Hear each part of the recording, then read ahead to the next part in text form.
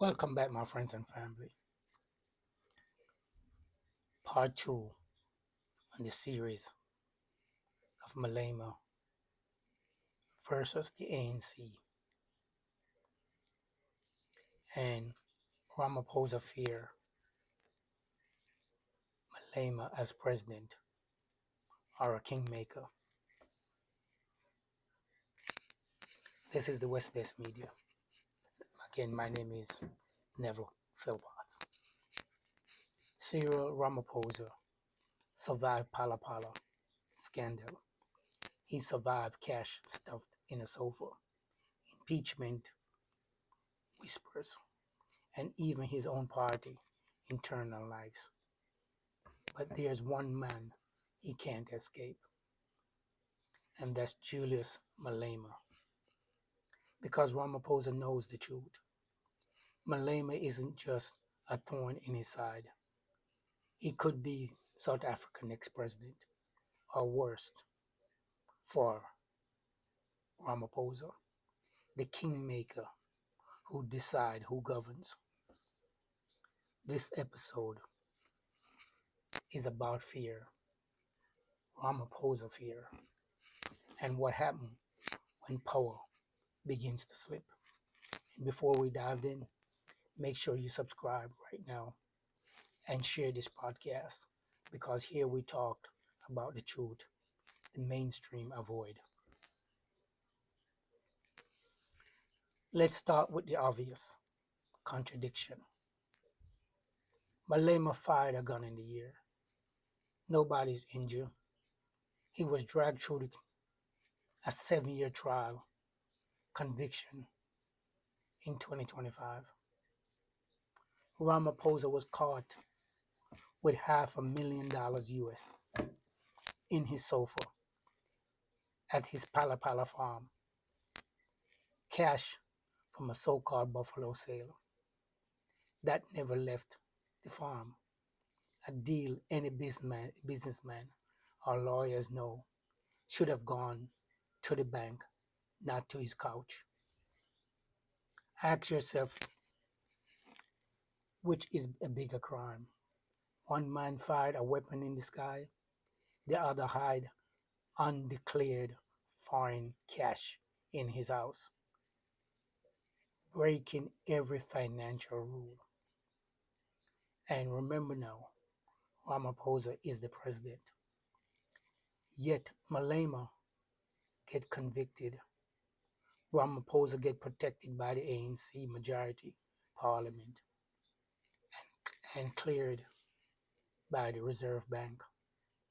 This is why South Africans are losing faith in their justice system.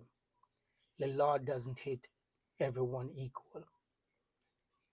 It hits hardest where it's politically convenient.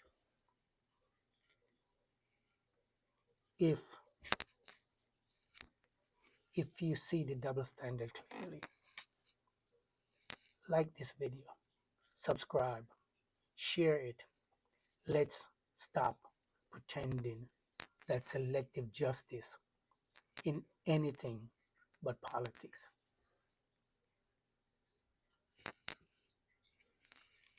The ANC is declining. For a decade, it held absolute power. But recent election show supporters sliding below 50%. The DA growing, but the real threat is Malema EFF sitting at 10 to 15%. It may not take a majority, but in a coalition politics, those numbers are gold. Imagine 2029. The ANC dropped again below 50% to hold. They'll need a party, and the EFF, led by Malema, sit at the negotiation table. Ramaphosa's biggest nightmare, the very man they expelled the man they drag through the court system, now holding the key to government. Either Malema demand a coalition on his term or he back the opposition, handed the ANC his first, their first and real defeat. That's why every move to weaken him matters, even a conviction, even a smear, even betrayal attempts.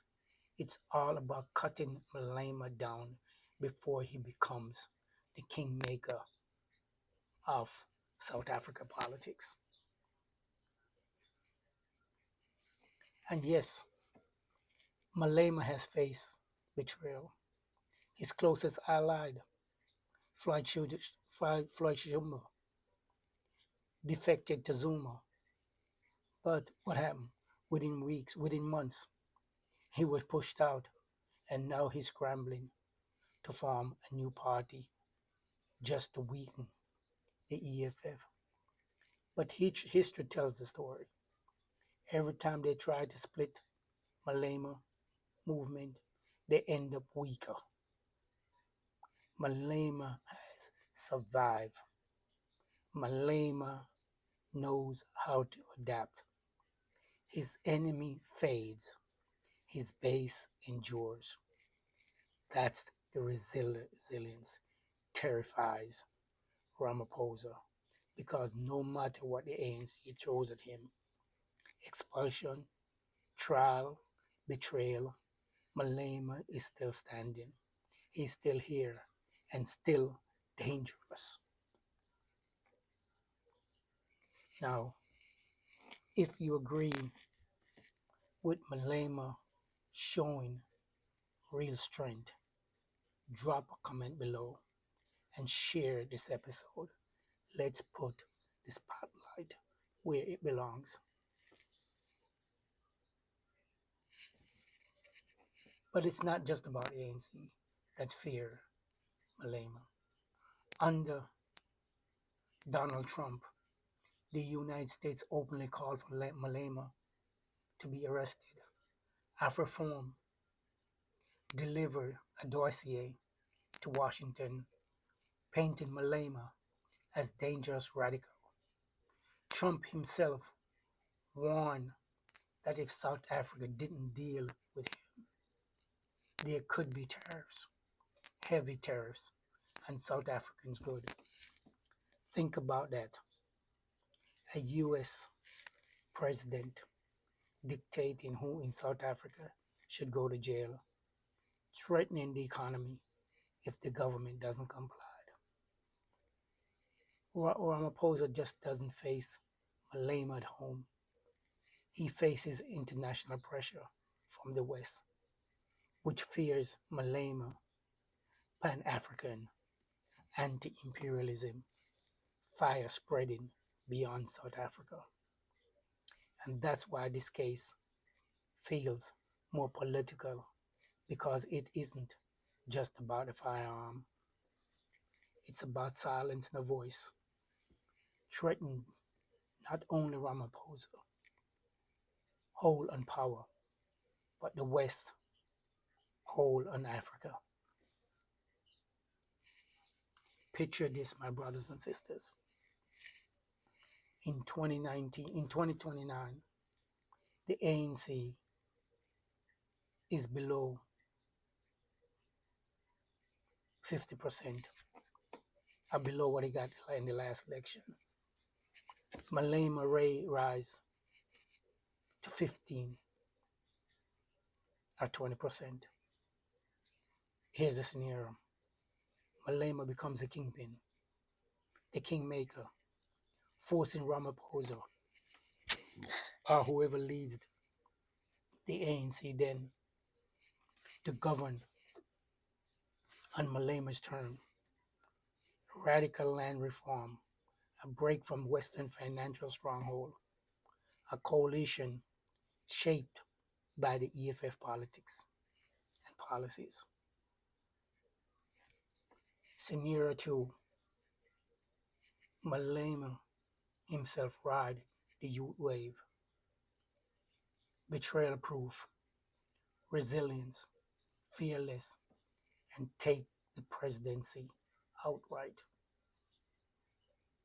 Yes, you heard me right. If Malema takes the presidency outright, either way, the whole order is shaken. Ramaphosa knows it, the ANC knows it, and the West knows it. And let's not forget, Malema carries Winnie Manzika Mandela legacy, fearless, uncompromising, unwilling to bow to the system. That's not politics. That's a that symbolize and a symbol are harder to destroy than an individual. Again, symbolistic and symbols are harder to destroy than individuals. So here it is. Julius Malema is reckless. Yes, he's fearless. And that's why Cyril Ramaphosa fears him. Because whether as president or as a kingmaker, Malema could change South Africa forever. And if Trump's the call for arrest and the U.S. traffic tariff threats tells us anything, it is this: Malema is just not a South African issue. He is a global one. Subscribe now, hit the like button, share this podcast because this isn't just commentary. It is the straight truth, no sugarcoating. The West fears Malema. The West wants to continue raping Africa of its minerals and its resources and pay pennies on the dollars. With the Julius Malema in South Africa, what the West fears mostly is that Southern Belt unite. We're going to talk more about this in part 3. See you in the next video, my brothers and sisters. Peace, one love.